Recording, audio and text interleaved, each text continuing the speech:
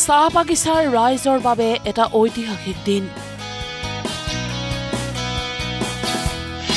25 নৱেম্বৰ হ'ব সেই ঐতিহাসিক দিন। বাগিচাৰ ৰাইজক দিব ভূমিৰ অধিকাৰ, এই প্ৰতিশ্ৰুতি মুখ্যমন্ত্ৰীৰ। বিধানসভাত নতুন আইনৰ জৰিয়তে বাগিচাৰ মালিকৰ ভূমি গতাই দিয়া হ'ব লাইনৰ শ্ৰমিকক। 25 নৱেম্বৰত আমি যাতে অসম বিধানসভাত বাগিচাৰ লাইনৰ অধিকাৰ শ্ৰমিকসকলক দিয়া যি আমাৰ ঐতিহাসিক পদক্ষেপ হ'ব, সেই পদক্ষেপত যাতে আপোনালোকে আমাক আশীৰ্বাদ দিয়ে। আনহাতে তৃতীয় বৰ্গ চতুৰ্থ বৰ্গৰ নিযুক্তি ACS APS নিযুক্তিটো বাগিচাৰ বাবে থাকিব সংৰক্ষণ। চিকিৎসা মহাবিদ্যালয়তো বাগিচাৰ শিক্ষাৰ্থীৰ বাবে বৃদ্ধি কৰা হ'ব আসনৰ সংখ্যা। চাহ জনগোষ্ঠীক সুৰক্ষিত আৰু শক্তিশালী কৰিবৰ বাবে মুখ্যমন্ত্ৰী ডক্টৰ হিমন্ত বিশ্ব শৰ্মাৰ নেতৃত্বত ৰাজ্য চৰকাৰে গ্ৰহণ কৰা এই পদক্ষেপৰ বাবে মুখ্যমন্ত্ৰীক অশেষ ধন্যবাদ আছাৰ সভাপতি জগদীশ বাৰিক আৰু সম্পাদক সুনীল তিৰ্কিৰ।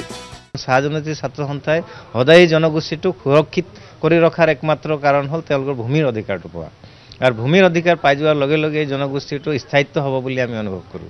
চাহ বাগিচাৰ লাইনবিলাকত এতিয়াও এনে লোক হাজাৰ হাজাৰ লাখ লাখ লোক আছে যিবিলাকে নেকি আজিও তেওঁলোকৰ ভূমিৰ যদি বাগানৰ লাইন কোৱাৰ্টাৰ পৰা মেনেজমেণ্টে তেওঁলোকক ওলাই দিয়া যায় নহয়, চাহ বাগিচাৰ কামৰ পৰা যদি নাম কাটি দিয়া যায়, নাম কাটি দিয়াৰ পাছত তেওঁ বাহিৰত গৈ ক'ত থাকিব, সেই কথাটো চিন্তনীয় হৈ পৰে। মাত্ৰ মই এটাই চৰকাৰলৈ আহ্বান জনাব বিচাৰোঁ, মাননীয় মুখ্যমন্ত্ৰী হিমন্ত বিশ্ব শৰ্মালৈ এটাই কথা আহ্বান জনাব বিচাৰোঁ, আমি যাতে বাৰম্বাৰ একেবিলাক কথাই বছৰ বছৰ ধৰি একেবিলাক কথাই আমি কৈ থাকিব নালাগিব। পূৰ্বে কোনো মুখ্যমন্ত্ৰীয়ে গ্ৰহণ নকৰা পদক্ষেপ গ্ৰহণ কৰিছে ডক্টৰ হিমন্ত বিশ্ব শৰ্মাই। বিল অনা কথা কৈছে অসম বিধানসভাত, আটাইতকৈ আদৰণীয় হ'ব আৰু ঐতিহাসিক এটা ক্ষণ হ'ব সেইখিনি।